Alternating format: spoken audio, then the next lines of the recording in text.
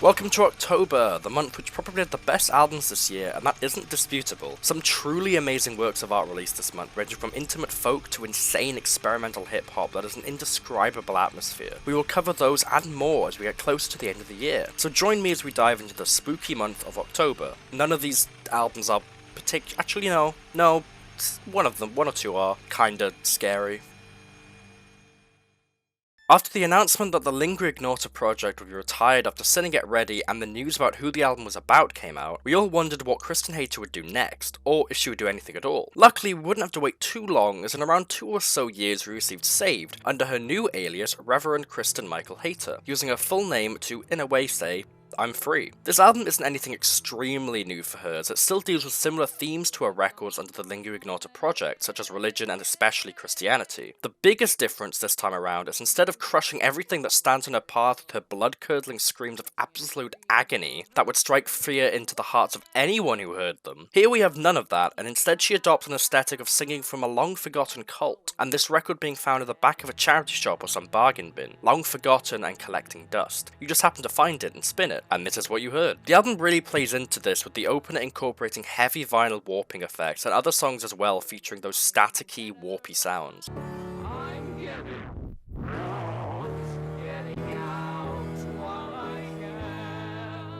Another thing this album does really well is incorporate a mix of long hymn-like songs with much shorter, much more southern gospel-inspired ones. It's an album that flows really well, and not one of these tracks here stands out as bad. It's not an album for everyone, that's for sure, but if you enjoyed Hayter's previous work, then definitely go check this out if you haven't already. 9 out of 10. The standout tracks here are I'm Getting Out While I Can, I Will Be With You Always, and The Poor Wayfaring Stranger.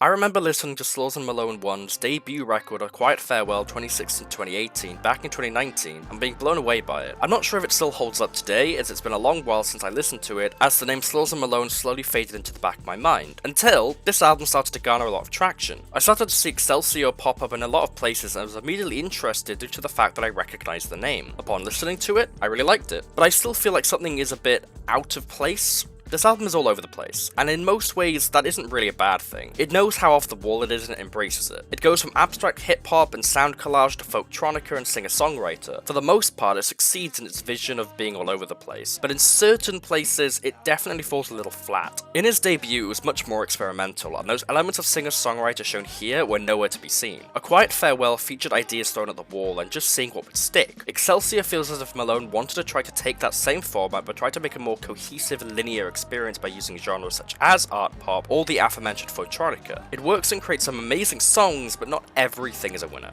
It's still a really solid 9 out of 10 though. The standout tracks here are Old Joy, New Joy, Half-Life, Voyager, and the closing track, Us, Tower of Love. Taylor Swift re-records what is possibly her most iconic album, and the one that arguably put her on the map in the first place. While Red was definitely popular, it was songs like Shake It Off, Style, and Blank Space that shot her into outer space and made her the superstar that she is today. So, of course, the re-recording of this record would be a momentous occasion and would leave everyone very excited. Unfortunately, 1989 Taylor's version is nowhere near as good as it could have been. Don't get me wrong, it definitely isn't a bad record, but it's by far the weakest of her re-recordings. It just sounds soulless with a much more stripped back production style that is incredibly noticeable, especially compared to the original. The spark that made the original so much fun seems lost. It still remains on certain songs such as Blank Space or Wildest Dreams, but on songs like Style or Clean, it feels much more deflated. I was really hoping for another Red TV situation here, where she would knock it out the park, but unfortunately, we didn't get that. Here's hoping that Reputation, Taylor's version, is good though. 6 out of 10. Standout tracks are Blank Space, Wildest Dreams, and New Romantics. Avenade returns with what is easily his heaviest album yet, and I don't just mean musically. Our Raging God Unknown to Us was an album that was long awaited, as his previous record was all the way back in 2020. People eagerly awaited to see what Avenade would put out next, as there was practically nothing but radio silence for a good 2 years. But then we got the news. This record is probably Avenade's current musical peak as an artist. Comparing this to his previous 2 records, you can see similarities, but there are so many changes and maturities on display here that at times it feels unfair. Avenade has really harnessed his sound sound and made it his own here with chugging riffs and incredibly noisy production in which practically everything feels drenched in reverb. This album also deals with heavy emotional themes, most notably the death of his father, which is explored throughout the album. The main song I want to highlight is the behemoth of a song, a suite practically, Separations, or The Grim in 4 Acts, which is the 15.5-minute penultimate track that not just ties up the album incredibly neatly, but it truly feels like the climactic point in not only the album but Avenade's entire career. It's a song that just keeps going on and on and on and on, and it's absolutely phenomenal. Avenade is back, and it's clear that he isn't fucking around. 9 out of 10. The standout tracks here are I Speak to Rosaries, You're Right, Prisms, The Rule Latista, Myasthenia, Separations of the Grim in 4 Acts, and Memoir.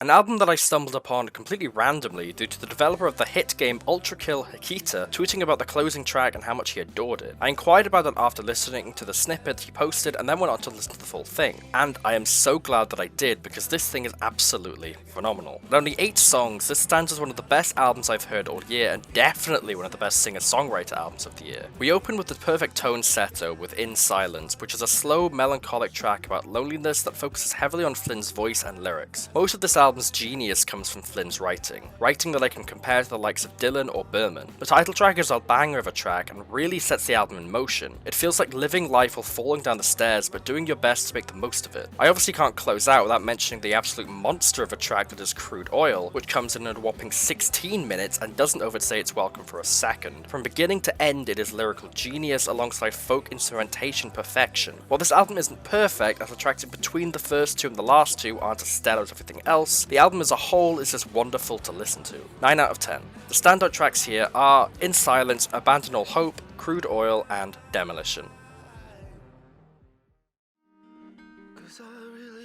Probably Sufjan's most personal and stripped back album to date. In Javelin, we see Sufjan lay out his emotions on the table for us all to see as he laments heavily about the passing of his late partner, Evans Richardson. The album feels like a culmination of everything he's done up to this point, incorporating elements of his chamber pop days back in 2005, or the more techno/synthy style that he adopted with the Age of Arts and the Ascension. But at the heart of it all, this is a folk album. An album very similar to 2015's Carrie and Lowell, but somehow even more vulnerable, even with its more folktronica direction. What makes this album feel so much more personal is how defeated Sufjan feels throughout the entire record, with songs like the opener Goodbye Evergreen, where while the song may be incredibly electronic inspired, lyrically he's practically already giving up everything. Will Anybody Ever Love Me's plucky strings with Sufjan's iconic soft melted voice before the song bursts into glorious chamber folk which feels happy, but lyrically it feels anything but, as he feels so incredibly lost in life now, so alone. And So You Are Tired, in which he laments about his history and impossible future with Richardson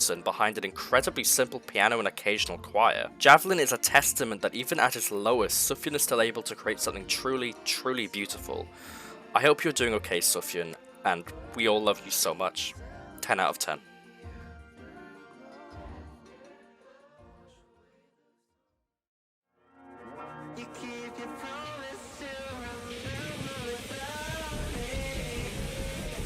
How do I even begin talking about this album? Volatile, vivid, vulnerable, all of these words can be used to describe Jane Remover's behemothing album, Census Designated. When I first heard the lead single, Lips, I immediately knew that this album was going to be something special, and upon listening to the second single, the title track, I was absolutely blown away. I couldn't wait for this album's release. I knew I was going to be obsessed with it, and I knew it was going to be the album that would change me this year. Every year there seems to be one album that truly touches me. In 2021, we had Lucy Dacus' Home Video. In 2022, we had Black Country New Roads and From There. What these albums have in common are deep emotional themes that connect with me and sit with me for what feels like a lifetime. Census Designated is an album that feels like I should have grown up with it. It's an album that I can't recommend enough for its perfect depiction of those foggy memories of being a teenager and fucking everything up in your life because you were confused about your gender, your sexuality, or your fucking everything.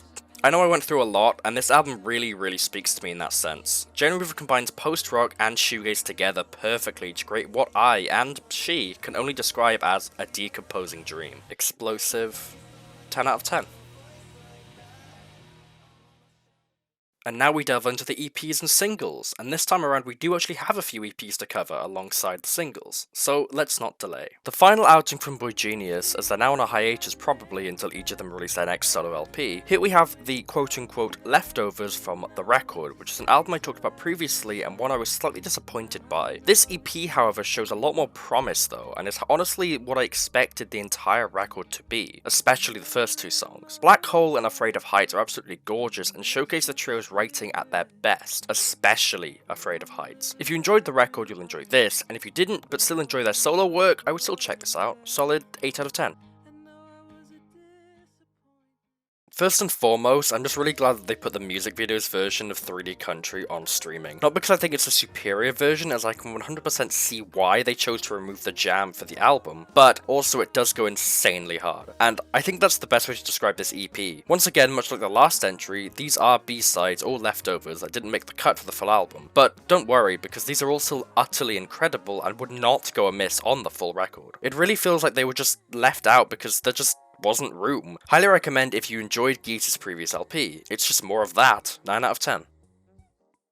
The first entry in the now concluded Scrapyard series, we have two new songs from Quadeca. The idea of the Scrapyard series was that each song was going to be unique and practically from different genres. He wanted to use these singles/EPs to experiment with new sounds without feeling constricted by albums, flowing track lists, and general themes. He just wants to have fun. From these two songs, it's clear that that's exactly what he's doing. A la carte is quite a standard song, all things considered, but it's catchy and Breakins' feature is very well deserved. The other song, You Don't Know Me Like That, is much more hyperpop focused and is drenched in autotune and heavy trap beats. It's another very solid song, and overall it's a solid start to the series. 8 out of 10.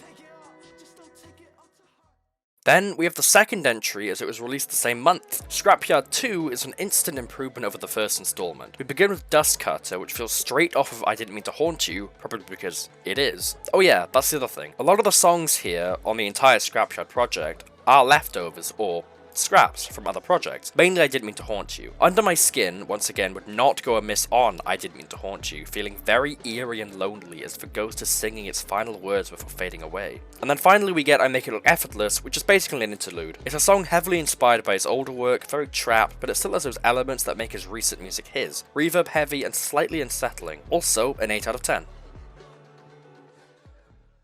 This sounds incredibly different to their previous album, but I love this new direction. To open the singles section, we have the newest Glass Beach single, and I'm not really sure how to describe it. I've seen people compare it to Radiohead, and I can see that with its incredibly complex structure reminding me of 15 Step off of In Rainbows, but I would also compare it to much more progressive bands, such as At the Drive-In or The Mars Volta, especially with its outro being very post-hardcore inspired. Honestly, this song has so much to offer, it's just stunning. So the next song was going to be Normal People Things by Lovejoy, but now that the allegations against Wilbur Soot have come out and have been confirmed by Wilbur himself, I'm not going to cover the song. I'm just going to cut it entirely and we're just going to move on to the next single. Given Crawler was such a nice surprise, I was hoping that Dancer would continue the trend of good idols, but unfortunately we've hit a roadblock. This song isn't bad by any means, it's just nothing, and for Idol standards, that's not great. It feels like a band trying to be idols, and instead of being punky and in your face, they're just a bit boring and goofy. Incredibly simple, but that's honestly what she does best. Dang is the first single for her deluxe edition of Desire I Want to Turn Into You, and while this song isn't as transcendental as something like Welcome to My Island or Billions, it definitely gets close with those simple repetitions of Dang and the chorus featuring her signature angelic vocals. I can see why this wasn't included in the final album, but it's still a really solid song. Another absolutely stunning single from the last dinner party. This one possibly being better than both Sinner and Nothing Matters. The best way I can describe this song is like a stab to the chest. It's such a fun song to sing along to and to act along to. I just want to move and be a whore whenever I hear this, and I usually am. It's another basically perfect song from the last dinner party. 3 out of 3 so far. Possibly one of the best songs the band have ever released, and I'm not saying that lightly. Cold Reactor is everything I could ever love and want from an Everything Everything song. It has the same vibe and feel as songs like No Reptiles and Jennifer, which feature the best elements of any EE song. Fast-paced, clever, catchy writing that also just feels fun as all hell. The production is immaculate, and as usual, Everything Everything are on the top of their game. Mountain Head is looking to be their best album to date just from this song alone. And with that, we close out another month. I know this is very late because it is currently February, nearly the end of February of 2024, but I still wanted to get this video out, and I will obviously also get out the November video. December, I might do a short video on, I'm not sure yet, because there are some really good albums from December, so I might do a short little video. And of course, I will do January and February, and I'm hoping to get those done within a couple of weeks. But don't hold me to that because I'm terrible at this, as you can tell. The main reason why it's taken me so long to make these videos is because I have to write reviews for each album as well. So what I might start doing is not review everything, and only review the things that are important, or review the things that I feel that are important. So that will take less time, obviously. But either way, I hope you enjoyed this video, and I hope you found something new to listen to. I know it, again, wasn't as long as the other ones, but it's because I wanted to get it out before, I don't know, March. I hope it's out before March, god. That'd be embarrassing, wouldn't it? If this video is delayed, replace when I said March with, whatever next month is. Use this voice clip, April, if that's the case. Either way, again, I hope you enjoyed, and if you did enjoy, you know, like, comment, subscribe, whatever you want to do. You can check out all the reviews that I have done. Not everything has been reviewed, because I haven't got around to it, but you can check out what I have reviewed down below, or just check out my RYM account and AOT account. You can follow my Twitter, Blue Sky, all that jazz, and obviously also check out all the albums down below. So, with that, I bid you farewell.